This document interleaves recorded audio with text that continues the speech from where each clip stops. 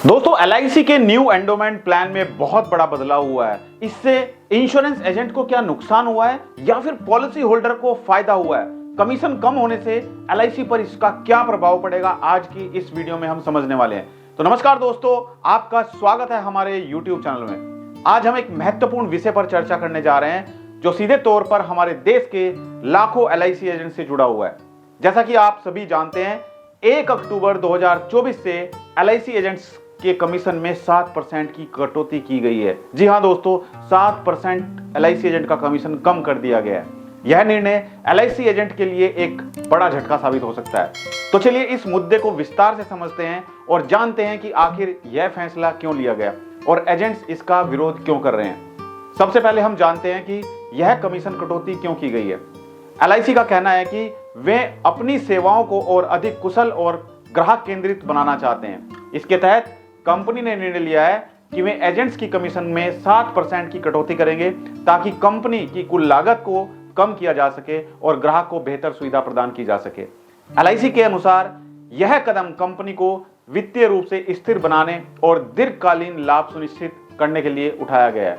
उनका मानना है कि कमीशन में कटौती से कंपनी की लागत में कमी आएगी और वे अपने ग्राहकों को बेहतर उत्पाद और सेवाएं दे सकेंगे। लेकिन इस निर्णय के खिलाफ एलआईसी एजेंट्स ने कड़ा विरोध किया है। उनका कहना है कि यह कटौती उनकी जीविका पर सीधा प्रभाव डालेगी। एलआईसी एजेंट्स, जो कि कंपनी के लिए नए ग्राहकों को जोड़ने और पॉलिसी बेचने का महत्वपूर्ण कार्य करते हैं, अब अपनी आय में भारी कमी का सामना करेंगे। एलआईसी एजेंट्स का कहना है कि पहले से ही उन्हें अपने काम के लिए अधिक मेहनत करनी पड़ती है और कमीशन में कटौती से उनकी आर्थिक स्थिति पर गहरा असर पड़ेगा। उनका यह भी कहना है कि कमीशन में कटौती से नए एजेंट्स को इस क्षेत्र में आने में हिचकिचाहट होगी और यह एलआईसी के व्यवसाय पर भी नकारात्मक प्रभाव डालेगा। इस कमीशन कटौती के विरोध में एलआईसी एजेंट्स ने कई तरीके अपनाए हैं। कई जगहों पर उन्होंने धरना प्रदर्शन किए, रैलियां निकाली और अपनी आवाज को सरकार और एलआईसी प्रबंधन तक पहुंचाने का प्रयास किया। उनका मुख्य उद्देश्य है कि यह कटौती वापस ली जाए और उनके कमीशन को पहले की तरह रखा जाए। एजेंट्स की प्रमुख मांगे हैं कि एलआईसी अपने इस निर्णय को वापस ले और कमीशन में कटौती न की जाए। इसके अलावा वे चाहते हैं कि उनके काम के महत्व को समझा जाए और उन्हें उचित सम्मान दिया जाए। अब देखना है कि एलआईसी प्रबंधन और सरकार इस विरोध को कैसे संभालते हैं। क्या वे एजेंट्स की मांगों को मानकर कमीशन कटौती का निर्णय वापस लेंगे या फिर एजेंट्स को अपने हक के लिए और संघर्ष करना पड़ेगा। एलआईसी न्यू एंडोमेंट प्लान, जो कि 1 अक्टूबर के बाद एलआईसी ने मॉडिफाई करके लॉन्च किया है, भारत की सबसे बड़ी बीमा कंपनी लाइफ इंश्योरेंस कॉर्पोरेशन यानी कि एलआईसी ऑफ इंडिया, जो अपनी नई पॉलिसी का 96% कारोबार अपने इंश्योरेंस एजेंट्स के जरिए करती है, ने हाल ही में अपने एंडोमेंट प्लान में बड़े बदलाव किए हैं। ये बदलाव 1 अक्टूबर 2024 से लागू किए गए हैं और इनके चलते कई एजेंट्स नाखुश हैं क्योंकि उनके कमीशन स्ट्रक्चर और पॉलिसी शर्तों में बहुत बड़ा बदलाव हुआ है। ये बदलाव IRDAI यानी कि insurance regulatory and development authority of India के 2024 के मास्टर सर्कुलर का पालन करते हुए किए गए हैं, जो एजेंट्स और पॉलिसी होल्डर्स दोनों पर असर डालते हैं। आगे हम इन बदलाव का विश्लेषण करेंगे, उनके संभावित प्रभावों पर चर्चा करेंगे और बीमा क्षेत्र में हो रहे बदलावों पर रोशनी डालेंगे। एलआईसी न्यू एंडोमेंट प्लान में जो मुख्य बदलाव हुए हैं उनसे क्या प्रभाव पड़ता है वो समझते हैं। एलआईसी एजेंट का फर्स्ट ईयर एजेंट कमीशन में कमी सबसे विवादास्पद बदलाव में से एक है। फर्स्ट ईयर कमीशन में 7% की कटौती की गई है। पहले एजेंट्स को एंडोमेंट प्लान पर पहले साल में 35% कमीशन मिलता था, जिसको घटाकर अब 28% कर दिया गया। यह बदलाव एजेंट्स की कमाई को सीधे प्रभावित करता है, खासकर उनके लिए जो पहले साल के कमीशन पर अधिक निर्भर थे। यह कमी एजेंट्स की कुल आय को प्रभावित कर सकती है और उनकी बिक्री रणनीति को बदलने के लिए मजबूर कर सकती है। क्लोबैक क्लोज का परिचय हम समझ चुके हैं, हमने इसके बारे में एक सेपरेट वीडियो बनाई है। अगर आपने वीडियो नहीं देखी है तो वीडियो का लिंक मैं नीचे डिस्क्रिप्शन में या फिर आई बटन में डाल देता हूं, वहां पर जाकर आप देख सकते हैं। एलआईसी ने अपने कमीशन सिस्टम में एक क्लोबैक क्लोज जोड़ा है, जिसके तहत अगर कोई पॉलिसी होल्डर 5 साल के भीतर पॉलिसी सरेंडर कर देता है तो एजेंट्स को अपनी कमीशन का कुछ हिस्सा वापस करना होगा। पहले एजेंट्स को पॉलिसी लैप्स होने के बावजूद भी कमीशन मिलता था, लेकिन इस बदलाव के साथ एजेंट्स को अपनी स्ट्रेटजी पर फिर से विचार करना होगा। इस क्लोज का उद्देश्य यह सुनिश्चित करना है कि एजेंट्स केवल उन्हीं ग्राहकों को पॉलिसी बेचे जो लंबे समय तक पॉलिसी को जारी रखने के इच्छुक हों। क्लोबैक क्लोज के कारण एजेंट्स को अब ज्यादा ध्यान से पॉलिसी बेचनी होगी, जिससे वे क्वांटिटी के बजाय क्वालिटी पर फोकस करेंगे।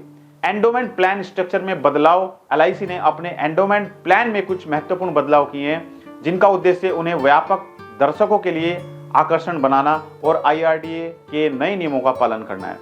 एंट्री एज में कमी की गई है। अब एंडोमेंट प्लान खरीदने की न्यूनतम आयु 55 साल से घटाकर 50 साल कर दी गई है।